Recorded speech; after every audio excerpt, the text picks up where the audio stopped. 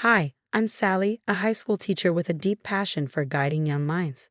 Life as a teacher is challenging but fulfilling. My days are spent juggling lesson plans, student queries, and the never-ending stack of papers to grade. When I'm not at school, I'm at home with my husband, Alex, making the most of our time together. We've been married for 3 years, and while married life has its ups and downs, one recurring challenge we face is dealing with his mother, Linda. From the moment Alex introduced me as his girlfriend, Linda has been a tough nut to crack. Her cold glances and tight-lipped smiles were my first hints, and over the years, her disapproval has only grown. It has morphed into subtle digs and backhanded compliments, especially during family gatherings where we're often together longer than I'd like. Today was one of those days, family dinner at Linda's, an event she insists on hosting once a month. The moment Alex and I stepped through her front door, the air was heavy with expectation. "Ah, Sally, that dress is interesting," Linda greeted me. The living room buzzed with the chatter of Alex's relatives, the atmosphere teetering between warm and cautiously tense, much like the relationship between Linda and me. As dinner approached, everyone settled around the large dining table, the clinking of cutlery punctuating the hum of conversation. When the dinner plates were placed on the polished wood, I felt every gaze in the room drift toward me. Linda set a distinct plate in front of me, a piece of fish with an unsettling smell. Beside me, Alex received a steaming portion of chicken, a stark contrast to mine. Hesitantly, I leaned closer to the fish, the odor growing stronger. "Linda, is there any chance I could switch to the chicken? This fish smells a bit off to me." "Sally, I made that fish especially for you, knowing you prefer lighter meals." "It's perfectly fresh," Linda replied, her tone sharp. Trying to keep the situation light, I chuckled nervously. "I really appreciate the thought, Linda, but I think it might have turned. Maybe there's some chicken left." Alex, sensing the tension, finally spoke up.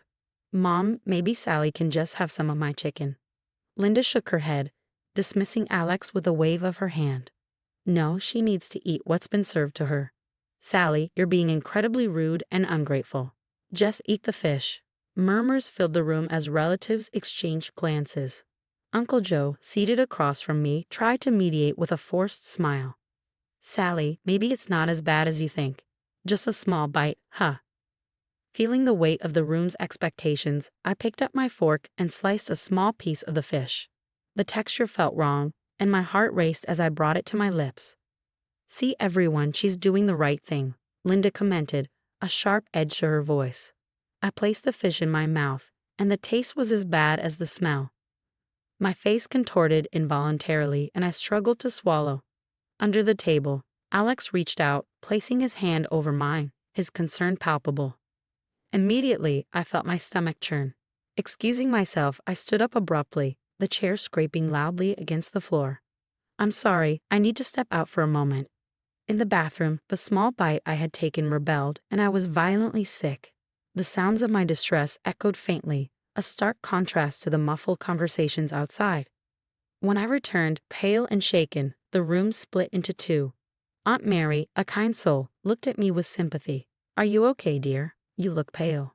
But Linda's voice cut through any murmur of concern. Dramatic as always, Sally always has to make a scene.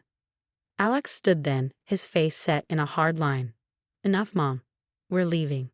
The drive home was silent at first, but it was clear things had to change. This wasn't just about a dinner. It was about respect. And tonight had shown us exactly where we stood. The tension was thick as Alex gripped the steering wheel tighter than necessary.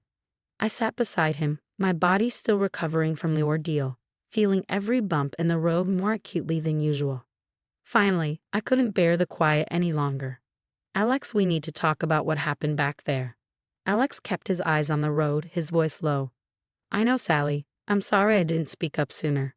I don't understand how your mom could think it was okay to do that to someone, let alone to me and in front of everyone." My voice cracked a bit, the hurt evident. Alex sighed deeply. "She's always been controlling, Sally. I thought she'd back down tonight if you just tried a bit of the fish. I didn't expect her to push it that far." "That's just it, Alex. It's not just about the fish. It's about respecting me. Us. Every time we let it slide, it gets worse. Where does it end?" He was quiet for a moment, then nodded slowly. "You're right. I've been too passive. It's hard for me, you know. She's my mom, but you're my wife. I should have supported you right from the start. The rest of the drive passed with us brainstorming how to handle the situation moving forward. As we parked in our driveway, Alex finally broke the contemplative silence. I'm going to call her tomorrow, Sally. It's time I set some boundaries with her. This can't go on, not if we want to have peace in our lives. I reached over, squeezing his hand. Thank you, Alex. It means a lot to hear you say that.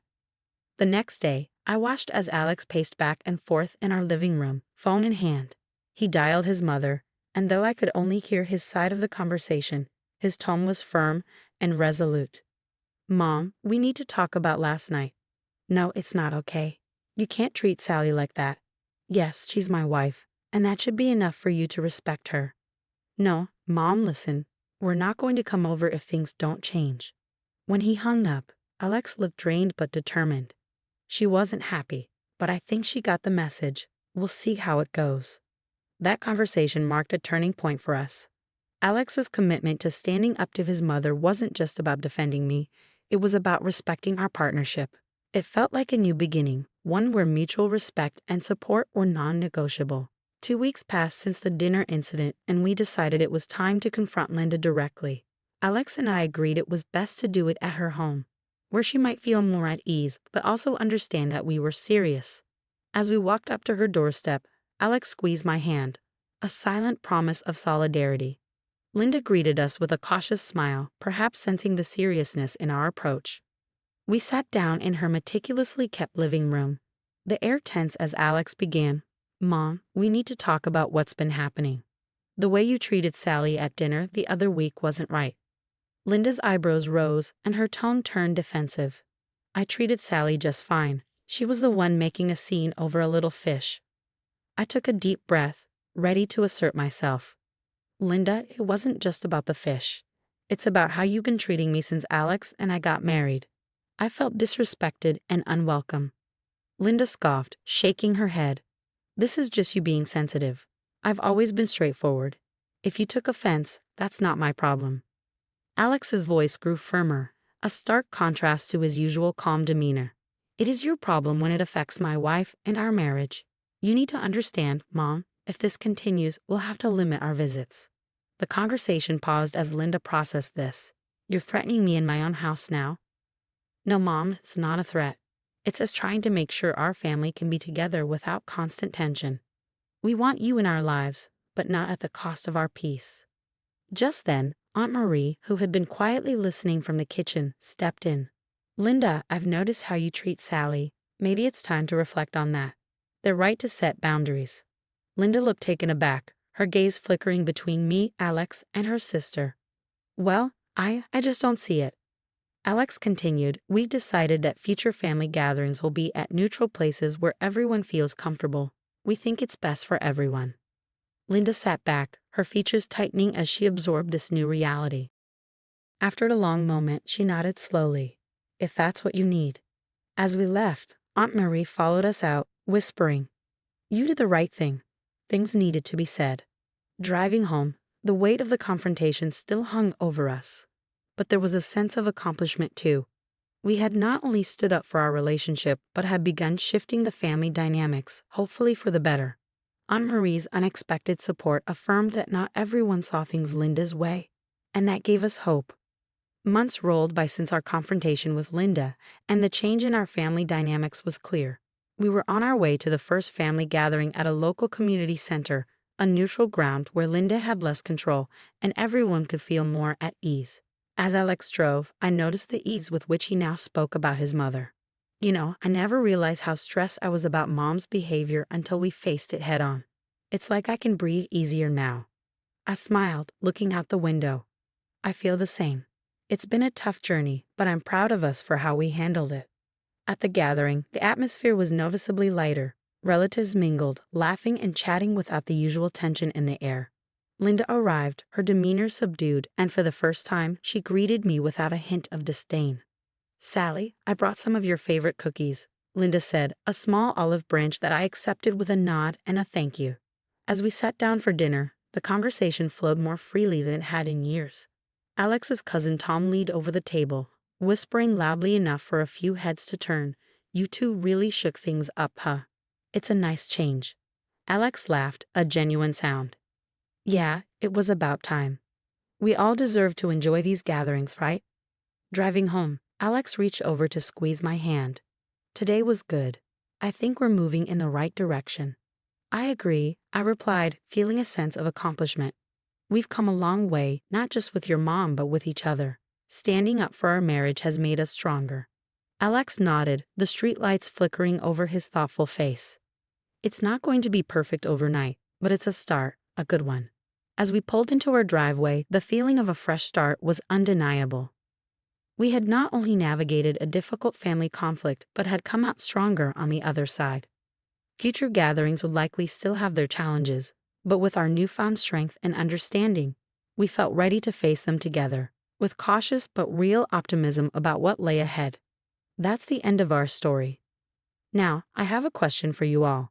How would you handle a situation where a family member consistently disrespects you in front of others? Would you confront them or choose peace over conflict? Let me know your thoughts in the comments below. If you found this story insightful, please hit the like button and subscribe to our channel.